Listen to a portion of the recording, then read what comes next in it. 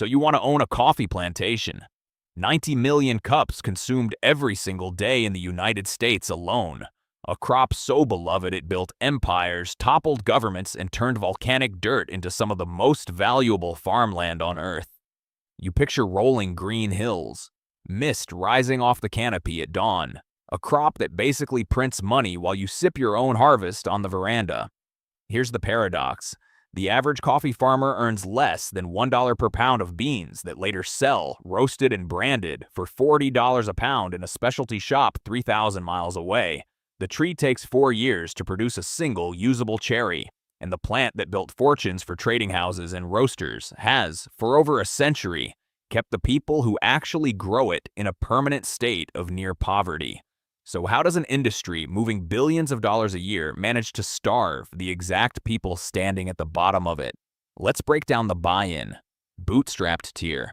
A 5-acre smallholder plot in a mid-elevation coffee belt region runs somewhere between $40,000 and $80,000, land included. You're planting Caturra or bourbon varietals, doing your own pruning, drying cherries on raised beds you built yourself. Expect your first sellable harvest in year 4. Expect to lose money for 3 years straight before that. Mid-market tier moves the number up sharply. A 40 to 80 hectare estate with existing mature trees, a wet mill processing station, and drying patios already built costs between $600,000 and $2.5 million, depending on elevation in the country's export infrastructure. Now you're not just growing, you're processing, which is where the real margin lives. Institutional tier is a different universe entirely. Multinational trading houses and vertically integrated roasters acquire estate networks spanning thousands of hectares across multiple countries, often exceeding $20 million per acquisition, specifically to control supply chains from cherry to cup and hedge against futures volatility on the commodities exchange. At this level, you're not farming coffee. You're managing a derivatives position that happens to grow on trees.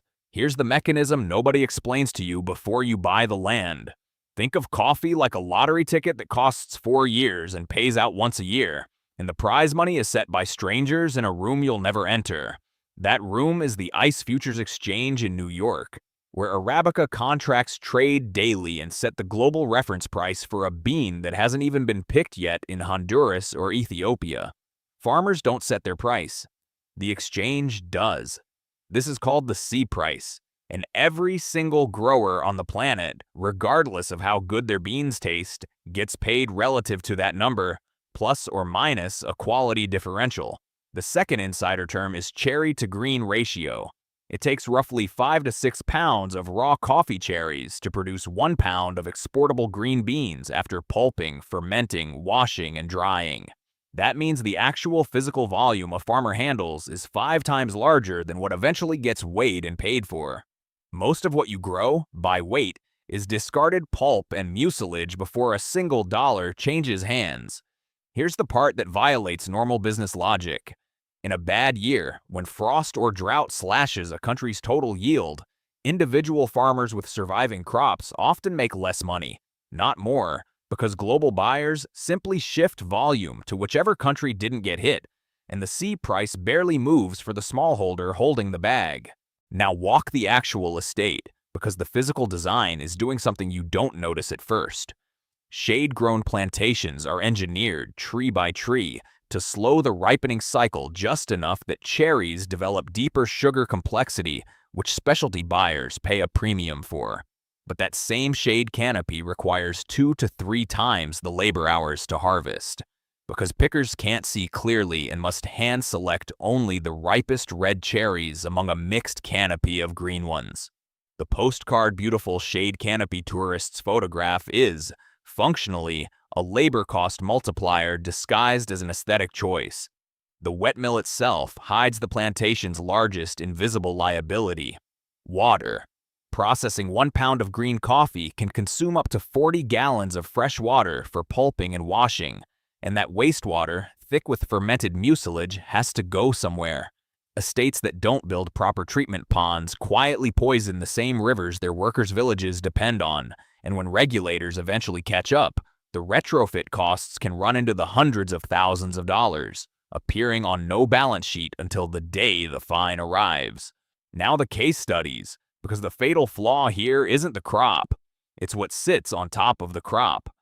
Capital structure failure. In the late 1990s, Brazilian coffee giant Sara Lee's supplier network, alongside dozens of independent Brazilian estates, got crushed when a global oversupply crash, driven partly by Vietnam's explosive entry into Robusta production, sent the C price into free fall.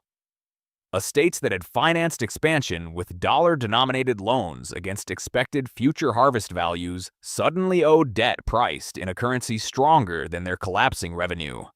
Trees don't get repossessed overnight, but land does, and thousands of Brazilian farms were foreclosed on within a 2-year window because leverage taken out against an assumed price floor met a price ceiling nobody hedged against. Market mismatch failure.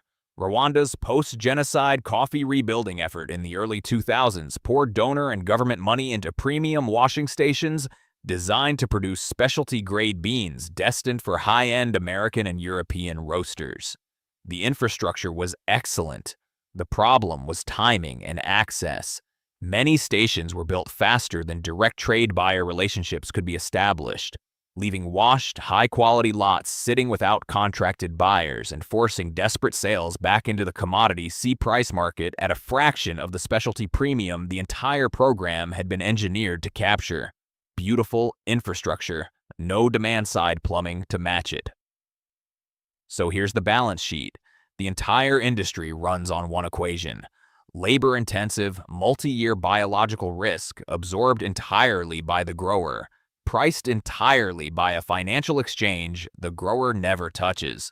Realistic net margins for an independent mid-market estate sit between 8 and 15% in a good year and go negative in a bad one, while the trading houses and multinational roasters sitting downstream, the ones who never touch soil, routinely clear 30 to 40% gross margins on the same beans.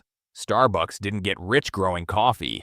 It got rich never owning a single acre of it, buying beans as a commodity input and selling the experience wrapped around it for a 400% markup. That's the whole trick the estate owner never gets to play. The system was never built to make the grower rich. It was built to make the roaster rich, and the grower merely gets to keep the lights on.